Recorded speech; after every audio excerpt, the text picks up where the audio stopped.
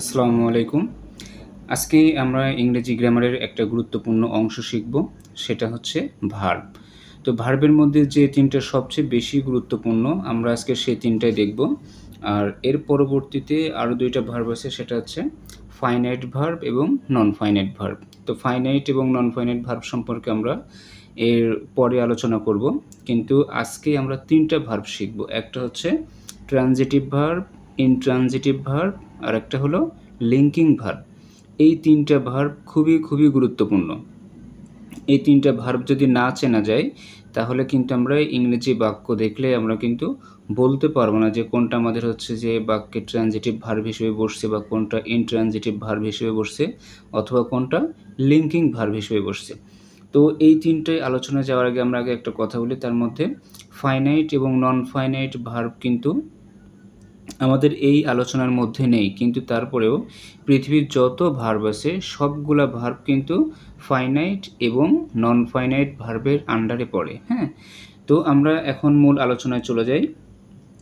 এখানে একটা বিষয় হচ্ছে কি, প্রথমটা হচ্ছে ট্রানজিটিভ ভার্ব, তারপর হচ্ছে ইনট্রানজিটিভ ভার্ব, তারপর হলো কি লিঙ্কিং ভার্ব। হ্যাঁ, এখন ট্রানজিটিভ ভার্ব কোনটা, আমরা এক কথায় যেটা বলবো সেটা হচ্ছে যে আমাদের যদি ভার্বের পরবর্তী যে অংশটা থাকবে ওইটাকে যদি আমরা ইট দিয়ে রিপ্লেস করতে পারি, অর্থাৎ ভার্বের যে পরবর্তী অংশ থাকবে ওইখানে যদি আমরা ইট বসালে বাক্যটা একটা সঙ্গতিপূর্ণ অর্থ প্রকাশ করে, তাহলে ওই ভার্বটাকে আমরা কি বলবো, ট্রানজিটিভ ভার্ব বলবো। আচ্ছা, তাহলে আমরা একটা উদাহরণ দেখি যে হি রাইটস এ লেটার। এই যে এইখানে যে রাইটসটা আছে, পরীক্ষায় যদি আমাদের প্রশ্ন আসে যে হি রাইটস এ লেটার, রাইটসের নিচে দাগ দেওয়া আছে, আন্ডারলাইন করা আছে, এখন বলতে পারে এই রাইটসটা কোন verb, transitive verb, intransitive verb নাকি লিঙ্কিং ভার্ব। তখন আমাদের প্রথম কাজ হবে কি, প্রথম কাজ হচ্ছে এই যে এখানে যে রাইটস যে ভার্বটা আছে এর পরবর্তী যে অংশটা আছে অবজেক্ট, এইটাকে আমরা কি করব, ইট দিয়ে রিপ্লেস করব। যদি ইট দিয়ে রিপ্লেস করলে অর্থটা সঙ্গতিপূর্ণ হয় তাহলে আমাদের কি হবে, ভার্বটা অর্থাৎ এই রাইটস ভার্বটা তখন কি হয়ে যাবে, ট্রানজিটিভ ভার্ব হয়ে যাবে। যেমন হি রাইটস এ লেটার, সে একটা চিঠি লেখে। এখন এ লেটার উঠাই দিয়ে সেখানে আমি কি বসাবো, ইট। আচ্ছা, তাহলে কী হবে, হি রাইটস ইট, সে এটা লেখে। বাক্যটা কিন্তু সঙ্গতিপূর্ণ হচ্ছে, তার মানে এই ভার্বটাকে আমরা কী করতে পারবো, ট্রানজিটিভ ভার্ব বলতে পারবো। হ্যাঁ, আর যদি ইট দিয়ে রিপ্লেস করতে না পারতাম তাহলে সেই ভার্বটাকে কি বলতে পারি সেটা আমরা এর পরের অংশে আলোচনা করব। হ্যাঁ, আচ্ছা, পরের উদাহরণটা কি আছে, দি বয় রিডস এ বুক। এই যে এখানে রিডসের নিচে দাগ আছে, তারপরে বলছে যে এই রিডসটা আমাদের কোন ভার্ব হবে সেটা 4টা অপশনে দেওয়া থাকবে, সেই অপশনটা আমাদেরকে দাগাইতে হবে। এখন আমরা আমাদের প্রথম কাজই হচ্ছে কি, যে এখানে যে অবজেক্টটা দেওয়া থাকবে সেটার পরিবর্তে কি করব, ইট বসাবো। ইট বসায়ে সেটা যদি রিপ্লেস করতে পারি, অর্থাৎ একটা সঙ্গতিপূর্ণ অর্থ দেয়, তাহলে এই যে রিডস যে ভার্বটা আছে এই ভার্বটাকে আমরা কি বলবো, ট্রানজিটিভ ভার্ব বলবো। ঠিক আছে। আচ্ছা, তাহলে দি বয় রিডস ইট মানে বালকটি এটা পড়ে। এখন কি পড়ে সেটা কিন্তু আমাদের এখানে দরকার নেই। ইট দিয়ে রিপ্লেস করলে যখন দেখি বাক্যটা সঙ্গতিপূর্ণ হচ্ছে তখন আমরা কি করব, রিডস ভার্বটাকে কি বলবো, ট্রানজিটিভ ভার্ব বলবো। এখন যদি কখনো মনে হয় যে না আমি ইট দিয়ে রিপ্লেস করতে পারছি না, তখন আমরা কি করব, তখন হচ্ছে যে এই যে এখানে রাইটস বা রিডস যে ভার্বটা আছে এই ভার্বকে আমরা কি করতে পারি, হট দিয়ে প্রশ্ন করতে পারি, যে WHAT। এই হট দিয়ে প্রশ্ন করলে যদি এই যে অবজেক্ট অংশটা উত্তর হিসেবে মিলে যায়, হ্যাঁ, অর্থ অনুসারে যদি মিলে যায়, তাহলে আমরা কি করব, সেই ভার্বটাকেও ট্রানজিটিভ ভার্ব বলবো। আচ্ছা, হি রাইটস এ লেটার, এখন যদি আমি রাইটসটাকে প্রশ্ন করি হট দিয়ে, সে লেখে, কি লেখে, তাহলে উত্তর হিসেবে আমাদের কি আসবে, এ লেটার। তার মানে এই ভার্বটাকে যদি আমি হট দিয়ে প্রশ্ন করি তবুও কিন্তু উত্তর আমাদের হয়ে যাচ্ছে কি, অবজেক্ট অংশটা কিন্তু মিলে যাচ্ছে, তাহলে সে কি লেখে, চিঠি লেখে। তাহলে এটা গেল, তার মানে এটা ট্রানজিটিভ। আচ্ছা, দি বয় রিডস এ বুক। আচ্ছা, দি বয় রিডস, এখন ভার্বকে প্রশ্ন করতে হবে যে পড়ে, তাহলে আমাদের প্রশ্নটা কী করতে হবে, WH ওয়ার্ড ওই যে হট দিয়ে কি পড়ে, তাহলে কি পড়ের উত্তরটাই কিন্তু আমাদের অবজেক্ট অংশে দেওয়া আছে। যদি এরকম দেয়া থাকে তাহলে আমরা এই ভার্বটাকে কি বলতে পারবো, ট্রানজিটিভ ভার্ব বলতে পারবো। তো যার কাছে যেটা সহজ মনে হবে সে সেটা করবে, ইট দিয়েও করতে পারে, হট দিয়েও করতে পারে। এখন ইনট্রানজিটিভ ভার্বের ক্ষেত্রে আসি। ইনট্রানজিটিভ ভার্বটা কী হবে? আমাদের হচ্ছে যে এখানে যেমন এই যে দি ডোর ওপেনড অটোমেটিক্যালি, হ্যাঁ, আমরা জাস্ট এখানে যে ভার্বটা আছে ওপেনড, এখানে একটা ভার্ব আছে কাম, এখানে একটা ভার্ব আছে কি ওয়ার্কস, তাই না?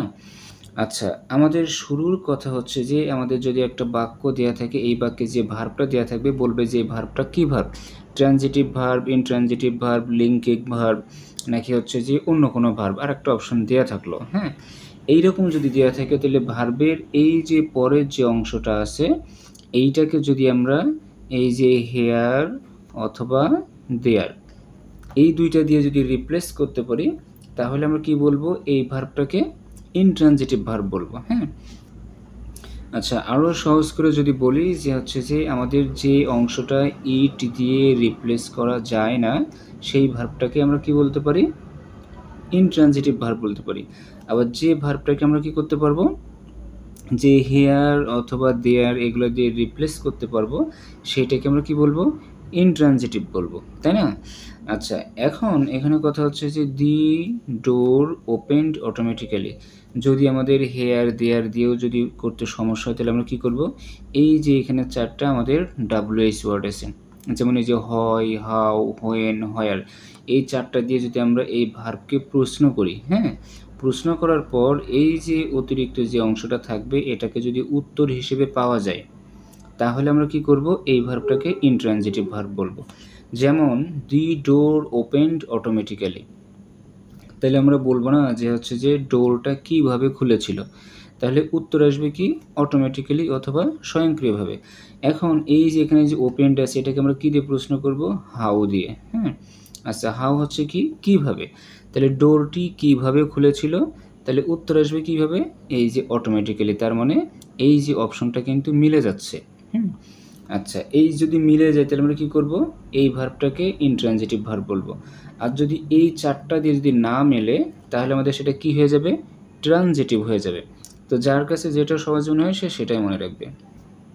আচ্ছা, নিচের উদাহরণটা কী আছে, কাম হেয়ার, যে এখানে আসো। হ্যাঁ, এইখানে যে ভার্বটা দিয়ে আছে ভার্বের পরে সরাসরি যেহেতু আমাদের যদি কোথাও হেয়ার অথবা দেয়ার দেয়া থাকে তাহলে তো কোনো সমস্যা নেই, তাহলে আমরা বুঝে নেব ওইটা হচ্ছে আমাদের ইনট্রানজিটিভ ভার্ব।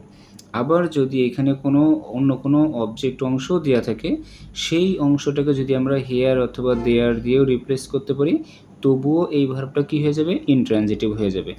আবার যদি বলি এখানে যে অবজেক্ট অংশ থাকবে আমরা কি করব, আমরা মূল ভার্বকে প্রশ্ন করব কি দিয়ে, হয়, হাউ, হোয়েন, হোয়ার, এই চারটা দিয়ে প্রশ্ন করলে যদি অবজেক্ট অংশটা উত্তর হিসেবে পাওয়া যায় তাহলে আমাদের এই ভার্বটা কি হয়ে যাবে, ইনট্রানজিটিভ ভার্ব হয়ে যাবে। ঠিক আছে? আচ্ছা, তারপরে এখন যদি আমি এটা বাংলা বলি যে কাম হেয়ার, এখানে আসো, তাহলে আমি এখানে কি প্রশ্ন করব যে হোয়ার, তাই না, যে কোথায় যাব বা কোথায় আসার কথা বলছে, এই যে হেয়ারের কথা বলছে, তাহলে এখানে আমি কী করব, হোয়ার দিয়ে প্রশ্ন করলে কিন্তু এই অংশটা উত্তর হিসেবে পাওয়া যায়। তার মানে এই ভার্বটা আমাদের কি হয়ে যাবে, ইনট্রানজিটিভ। এখন যদি বলি আমি কামের পরে ইট দিয়ে যদি রিপ্লেস করি, কাম ইট, এটা আসো, এটা আসো বললে কি বাক্যটা সঙ্গতিপূর্ণ বা একটা অর্থপূর্ণ বাক্য হয়? হয় না কিন্তু। হ্যাঁ, এই কারণে আমাদের কাম ইট এটা বললে হবে না। যদি আমাদের ইট দিয়ে রিপ্লেস করা না যায় তাহলে আমরা নিঃসন্দেহে কী করতে পারবো, সেটাকে ইনট্রানজিটিভ ভার্ব বলতে পারবো। আচ্ছা, পরে আরেকটা উদাহরণ আছে, হি ওয়ার্কস স্লোলি। হ্যাঁ, আচ্ছা, হি ওয়ার্কস স্লোলি, এখন আমাদের এখানে ভার্ব আছে কোনটা, ওয়ার্কস। পরীক্ষায় বললো যে এখানে যে ওয়ার্কসটা আছে এটা কি ভার্ব, ট্রানজিটিভ নাকি ইনট্রানজিটিভ নাকি লিঙ্কিং, হ্যাঁ, এরকম একটা কিছু বলা থাকলো। তো আমরা জানি এখানে হচ্ছে যে এই ভার্বের পরবর্তী যে অংশটা থাকবে সেটাকে কি করব, আমরা হচ্ছে যে হেয়ার অথবা দেয়ার, হ্যাঁ, অথবা ইট, এটা দিয়ে রিপ্লেস করব। যদি আমি প্রথমে হেয়ার অথবা দেয়ার দিয়ে রিপ্লেস করার পর যদি এই অংশটা উত্তর হিসেবে কি করা যায়, আচ্ছা, যদি আমরা হচ্ছে যে এই স্লোলির পরিবর্তে হেয়ার অথবা দেয়ার বসাই, হ্যাঁ, তাহলে আমাদের যদি এই ভার্বটা সঙ্গতিপূর্ণ অর্থ প্রকাশ করে আমরা এই ভার্বটাকে তখন কি বলতে পারবো, ইনট্রানজিটিভ। যেমন আমি বলি হি ওয়ার্কস হেয়ার, সে এখানে হাঁটে। আচ্ছা, হি ওয়ার্কস দেয়ার, সে সেখানে হাঁটে। হ্যাঁ, এটা দিলে কিন্তু বাক্যটা তবুও সঙ্গতিপূর্ণ হচ্ছে। এখন যদি আমি ইটটা ব্যবহার করি, ইটটাও ব্যবহার করে দেখি, হি ওয়ার্কস ইট, সে এটা হাঁটে, এটা হাঁটে, এটা দিলে কিন্তু বাক্যটা সঙ্গতিপূর্ণ হচ্ছে না। এই কারণে আমরা কি করব, এখানে ইট দিয়ে যেহেতু রিপ্লেস করা যাচ্ছে না, আর হেয়ার অথবা দেয়ার দিয়ে রিপ্লেস করা যাচ্ছে, তার মানে ভার্বটাকে বলবো আমরা ইনট্রানজিটিভ। এইটাও যদি ভুলে যাও বা হচ্ছে যে মনে না থাকে, তখন আমরা কি করব, এইখানে যে ভার্বটা আছে এই ভার্বকে আমরা কি করব, হয়, হাউ, হোয়েন, হোয়ার, এই 4টা WH ওয়ার্ড দিয়ে প্রশ্ন করব। যেমন হি ওয়ার্কস স্লোলি, আমি এখানে হাউ দিয়ে প্রশ্ন করলাম প্রথমে। সে হাঁটে, সে কীভাবে হাঁটে।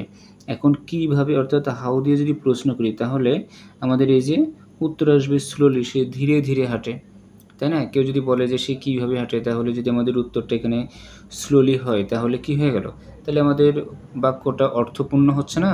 যদি অর্থপূর্ণ হয়ে যায়, তাহলে এই ভার্বটাকে আমরা নিঃসন্দেহে ইনট্রানজিটিভ ভার্ব বলতে পারবো।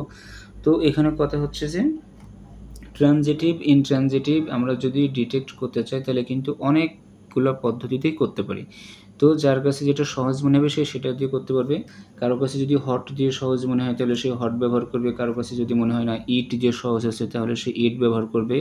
আবার ইনট্রানজিটিভের ক্ষেত্রে কারো যদি মনে হয় যে না, আমি এখানে হেয়ার দেয়ার ব্যবহার করেই আমার কাছে সহজ লাগতেছে, তাহলে ওইটা ব্যবহার করতে হবে। আবার যদি মনে হয় যে না, হেয়ার দেয়ার না, আমি হচ্ছে যে এখানে এই 4টা WH ওয়ার্ড ব্যবহার করব।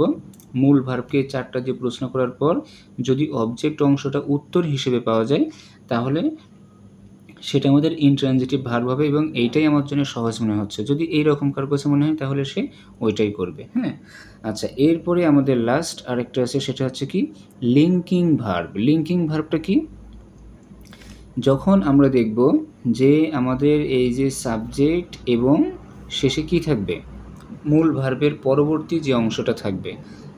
এই যে সহজে মনে রাখি যে আমাদের প্রথমে যে সাবজেক্ট থাকবে, সাবজেক্টের পর এই যে ভার্ব আছে, ভার্বের পরবর্তী যে অংশটা থাকবে, ওইটা যদি আমাদের প্রথম সাবজেক্টের একটা দোষ, গুণ, অবস্থা, সংখ্যা, পরিমাণ এগুলো প্রকাশ করে, তখন সেটাকে আমরা কি বলবো, একটা কমপ্লিমেন্ট বলবো, তাই না?